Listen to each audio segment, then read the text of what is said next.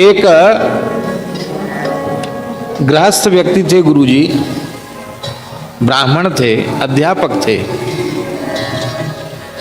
और लोग कहते थे कि ये इनके जीवन में पता नहीं कभी बदलाव आएगा कि नहीं आएगा, क्योंकि वे किसी कथा वार्ता में जामे या किसी धार्मिक आयोजन में जामे, ऐसी उनकी प्रवृत्ति नहीं थी।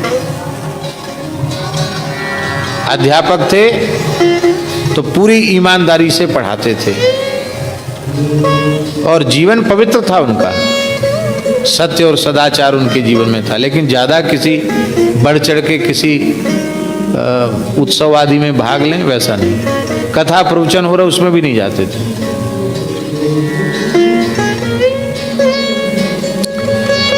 हमारे महाराज जी की कभी उस क्षेत्र में कथा होती थी, भक्तमाली जी की, उनको सूचना होती तो उसको सुनने आ जाते थे, शांत होकर के सुनते थे। शायद जीवन में 2-4 कथा सुनी होगी उन्होंने। और एक जैसे गृहस्थ पूरा एकदम रचा पचा ऐसे ही थे, खेती परिवार सबको ध्यान रखना, लेकिन वे सावधान थे। तो जिस दिन वे सेवा से निवृत्त हुए, सरकारी सेवा से, प्रधानाध्यापक के पद से निवृत्त हुए, तो लोग गाजे बाजे से उनके घर उनको पहुंचाने गए। ऐसा होता ना, उसको बाजा वजा बजा के ले जाते हैं, बहुत उपहार भी आता है। अभी सेवानिवृत्त हो गए, रिटायर्ड हो गए, घर में सबका भोज था, जो भी अतिथि थे सबको भोजन आदि की व्यवस्था भी थी। सारा उत्सव समाप्त हो गया। सारा उत्सव समाप्त होने के बाद रात्रि को लगभग 10 बजे उन्होंने बुलाया, अपने एक ही पुत्र था उनका, अपने पुत्र को बुलाया, वो भी अध्यापक था। तो पुत्र को बुला करके कहा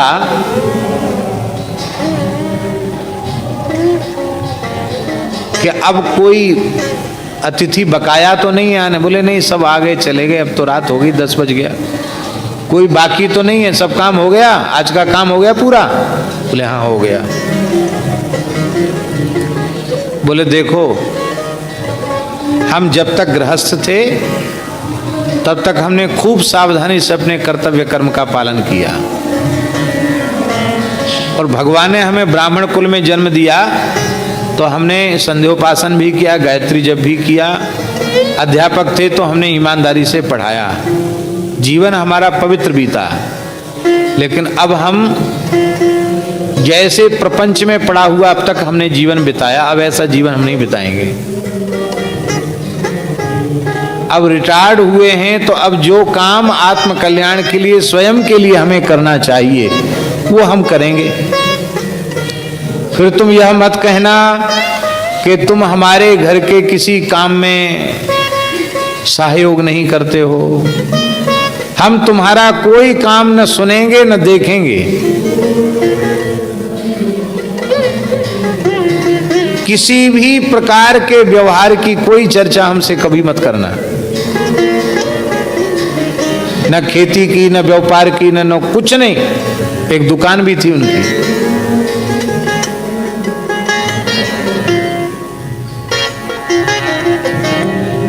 और 1 घंटे का अवसर है, सोच विचार लो तुम। हमारी जो पेंशन मिलेगी, हस्ताक्षर तो हमको करना पड़ेगा, पेंशन पूरी तुम ले लेना, हमको एक फूटी कौड़ी नहीं चाहिए उसमें से। 24 घंटे में एक बार भोजन करूंगा, शाम को गाय का दूध लूंगा और मौन रहकर अपना आत्म कल्याण का साधन करूंगा।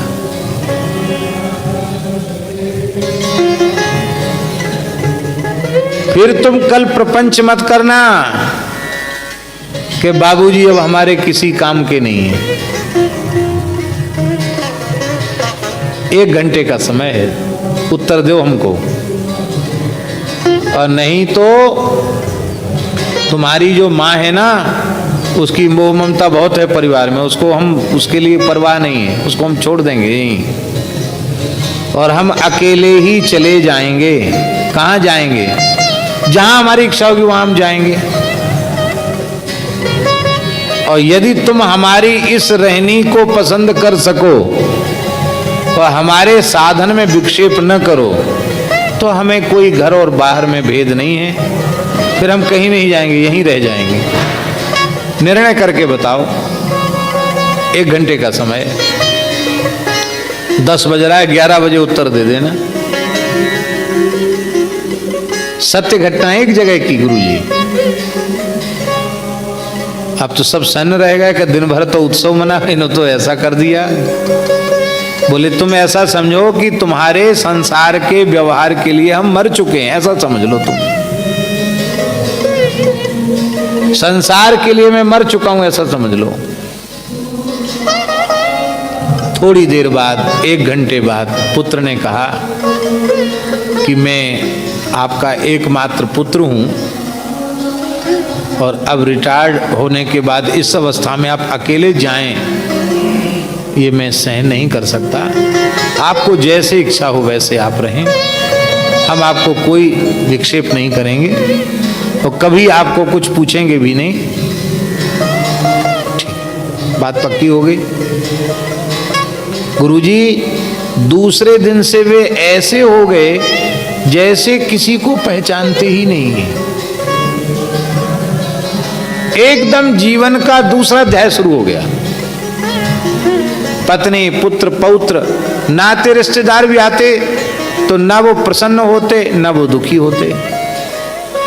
जैसे व्यक्ति अपरिचित के साथ उदासीनता पूर्ण व्यवहार करता है, ऐसी शरीर संसार से पूर्ण उपरामता उनको आ गई।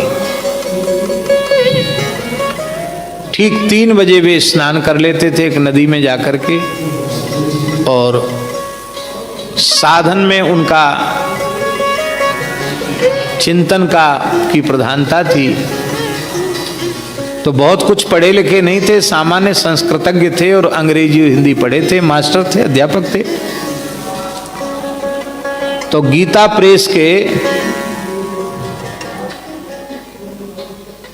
ये उपनिषद, 10 उपनिषद, बृहदारण्यक, ईशावास्य आदि और ब्रह्मसूत्र और श्रीमद् भगवद गीता है और रामचरितमानस, इनको अपने स्वाध्याय के लिए उन्होंने स्वीकार किया।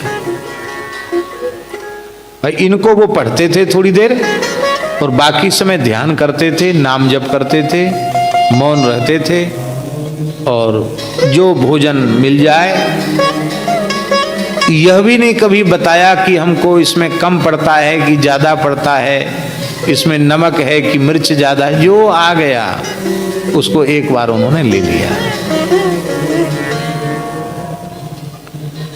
इस स्थिति में वे रहे और उसी अवस्था में हमारे महाराज जी की कथा एक गांव में हुई। उस कथा में वे आए और ऐसा स्वरूप उनका हो गया था उन महानुभाव का कि हम आपको क्या कहें। उनके निकट बैठने वाले की वृत्ति शांत हो जाती थी। इतना शांत हो गए वो कि उनके पास पहुंचने वाले की वृत्ति शांत हो जाती थी, उथल पुथल बंद हो जाती थी, ऐसा था।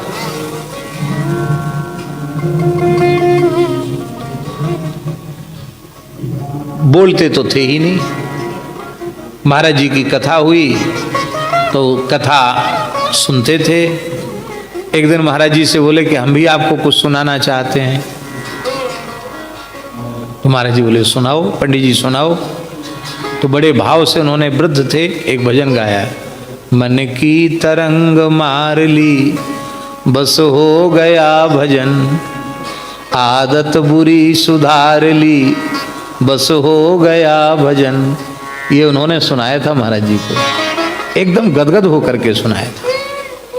महाराज जी ने कहा पंडित जी देखो, सब लोग कहते थे कि ये तीर्थ यात्रा नहीं जाते, यहाँ नहीं जाते, वहाँ नहीं जाते, पर ये सावधान थे, इसलिए इन्होंने अपनी वृद्धावस्था का कितना उत्तम उपयोग किया।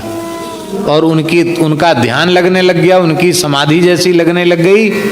और ऐसे ही एक गिलास जल किसी से नहीं मांगा, बीमार भी नहीं पड़े, और भजन करते करते देह का त्याग किया। बैठे बैठे एक योग युक्त सन्यासी की तरह उन्होंने